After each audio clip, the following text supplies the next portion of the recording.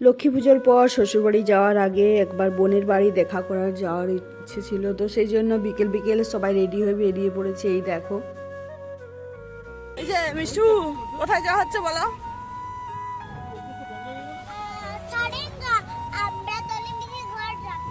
ঠিক, এই যে আমরা যাচ্ছি বোনের বাড়ি সবাই মিলে। অনেক স্বাগত। আজকে আমরা যাচ্ছি বোনের বাড়ি, বড় সারেঙ্গা জঙ্গল দেখতে, মানে মামা বাড়ির সাইডে। আর আমরা নেমে যাচ্ছি তুলিকা, মিষ্টু আর ওই যে সোনাই, ওখানে সোনাইয়ের বাবা আদি দাদার সাথে যাচ্ছি। সুন্দর সিনারি, সূর্য অস্ত যাচ্ছে।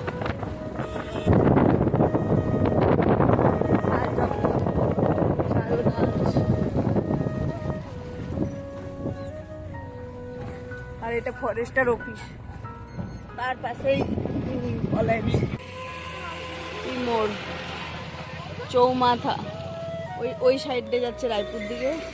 আর এটা বড় সারেঙ্গা, আর ওই সাইডটা বাঁকুড়া। আর ওই দিন ছিল রামনবমী, তো সেই জন্য দেখতে পাচ্ছ রাস্তায় রাস্তায় এই রকম বাদ্য বাজিয়ে সবাই পতাকা হাতে নিয়ে যাচ্ছিল, তো সেটাও একটু ভিডিও করেছি। সব জায়গায় এরকম বেরিয়েছিল মানুষজন। আমার প্রতিদেব শালিঘর যাচ্ছে প্রথমবার, তাই না? শালিঘর প্রথমবার না, প্রথমবারে যখন পৃথিবী গিয়েছিলাম ওদের ঘর যায়নি।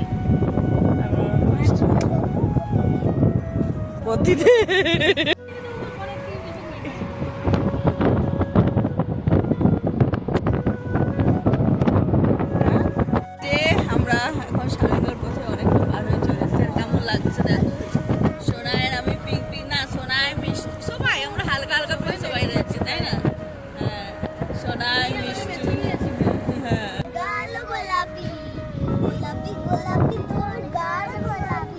আমরা এখন রাস্তায় রয়েছি, পেট্রোল পাম্পে।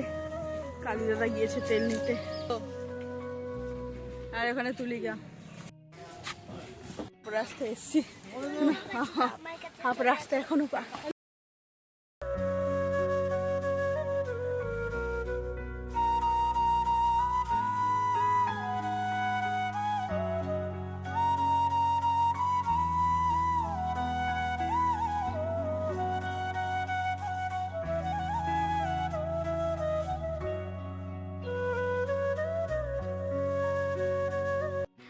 আর এই যে আমরা সারেঙ্গা বাজারে প্রবেশ করে গিয়েছি, এখান থেকে শুরু হচ্ছে।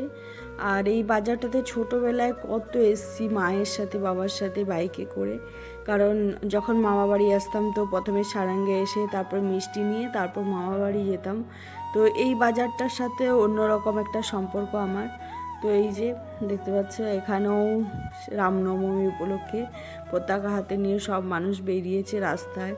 গান বাজছে, যার জন্য মিউট করে দিয়েছি। আর দেখলাম বেশ ভালো অনেকে ভিডিও করছে, তো আমরা একটু ভিডিও করে নিলাম এখানে। তো একটু সামনে এগিয়ে গিয়ে আমার বোনের বাড়ি, আর ওর বিয়ে বেশি দিন হয়নি। ওর বিয়ের ব্লগগুলো আমার চ্যানেলে রয়েছে, যারা যারা দেখোনি দেখতে পারো। আর যারা দেখেছো অনেক অনেক ভালোবাসা দিয়েছো, তাদের জন্য থ্যাংক ইউ। আর এটা সারেঙ্গার যে মাঠটা, তার পাশেই মানে ওই রামনবমী ক্যাম্প এসব করেছে।